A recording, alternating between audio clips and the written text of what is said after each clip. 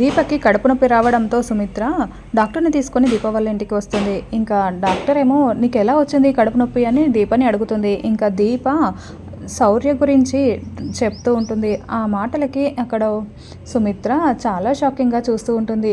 ఇంతలో డాక్టర్ ఏమో ప్రస్తుతానికి ఎలాంటి ప్రాబ్లం లేదు, కానీ ఇక మీదట చాలా జాగ్రత్తగా ఉండాలి. నువ్వు అసలే రెండో ప్రెగ్నెంట్ కదా, చిన్న పిల్ల ఉంది కదా, చాలా జాగ్రత్తగా చూసుకోవాలి అని అంటూ దీపని ఇంట్లో ఉన్న వాళ్ళందరి దగ్గరికి తీసుకొని వెళ్తూ ఉంటుంది. ఇంతలో డాక్టర్ని చూసి ఇప్పుడు ఏం ప్రాబ్లం లేదు కదా అని శివనారాయణ అడుగుతూ ఉంటాడు.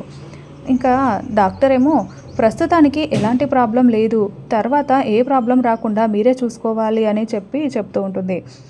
ఇంకా శివనారాయణ కాంచన వాళ్ళేమో అసలు కడుపు నొప్పి ఎందుకు వచ్చింది నైట్ అని అడుగుతూ ఉంటారు.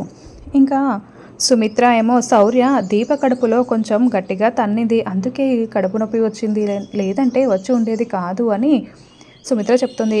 ఇంకా పారిజాతం అయితే అయ్యో దీని కడుపు పోతుంది అనుకున్నానే, ఇప్పుడు మళ్ళీ ఇంకా బాగానే ఉందా అని అనుకుంటూ ఉంటుంది. ఇంకా డాక్టర్ మాత్రం సరే నేను ఇక్కడ నుండి వెళ్తూ ఉంటుంది.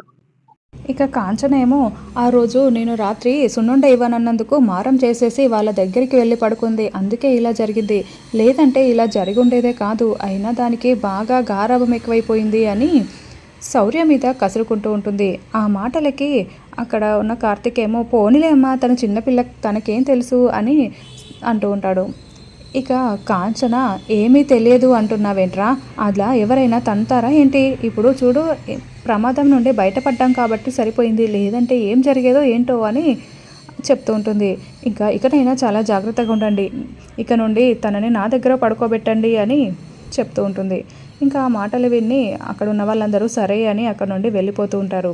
ఇంతలో పారిజాతం శౌర్య దగ్గరికి వచ్చి అసలు నీ మీద ఇప్పుడు ఎవ్వరికీ ప్రేమ లేదు తెలుసా అని నూరిపోస్తూ ఉంటుంది. ఇంకా శౌర్య ఏమో లేదు నువ్వు అబద్ధం చెప్తున్నావు అని అంటుంటుంది.